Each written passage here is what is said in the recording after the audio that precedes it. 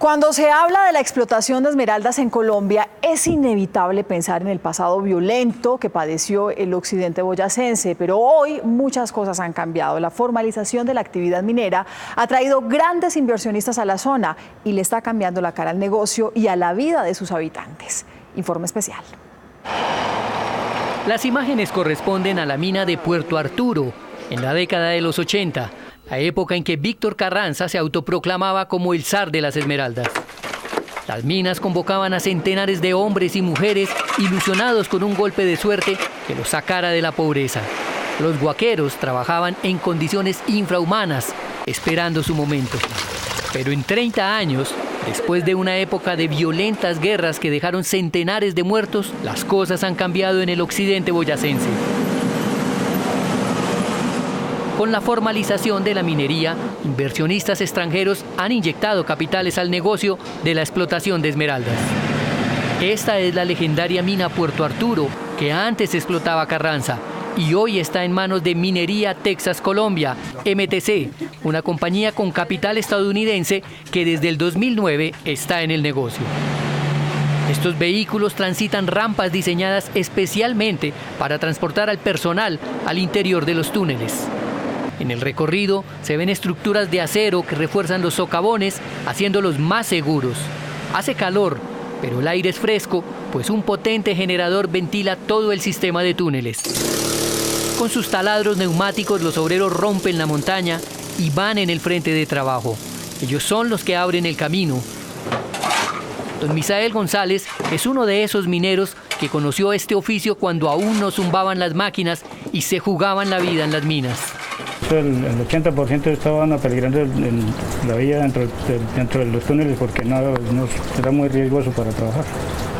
Atrás quedaron los días en que la minería de esmeraldas se trabajaba utilizando técnicas rudimentarias.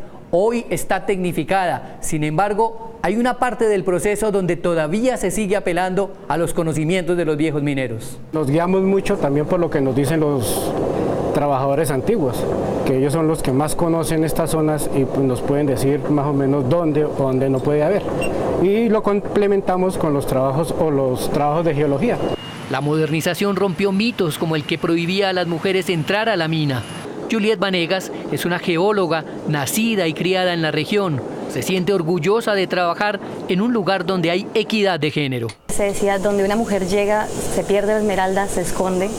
Eso hoy en día ya no se ve. Acá entramos en igualdad de condiciones, bajo el respeto, bajo la integridad siempre de cualquiera de los trabajadores, sin importar el sexo. Cuando el frente llega a la veta, todos salen y solo queda un geólogo o un experto minero y un supervisor.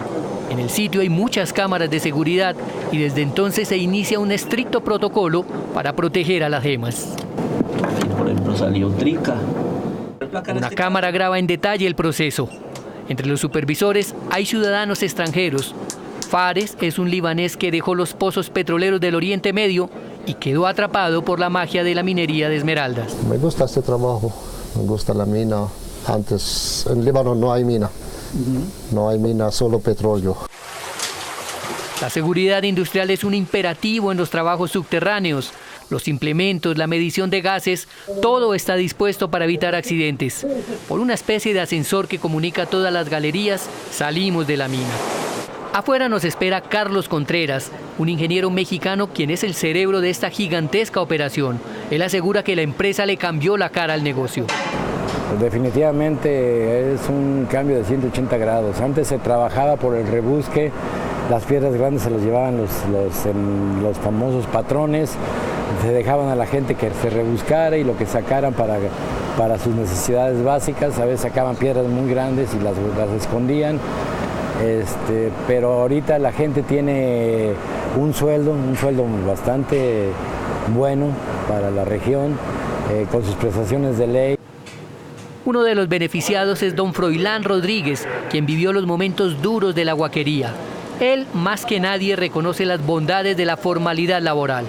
Sí, porque en esta situación tan berra que tenemos afuera no hay nada que hacer. Al menos no aguanta mucha hambre y uno con el sueldito recupera uno para tenerlo para el mercadito y para sustento y todo. El director de la mina dice que ya se abrió un camino de oportunidades para la gente de la región. han formado a un equipo de mineros que representa mano de obra calificada. Confiesa que le gustaría que fuera recordado por eso. Me gustaría que lo recordaran porque fue el que ayudó a cambiar el sistema de explotación de las minas y a darles un poquito de dignidad a los trabajadores que no la tenían. La gente del occidente boyacense está dejando atrás el pasado violento asociado a la explotación de esmeraldas.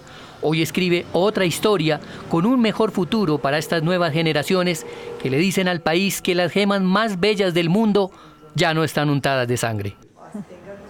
Pues mañana veremos cuál es el impacto social que ha llevado a la formalización de la minería de esmeraldas en las comunidades del occidente boyacense.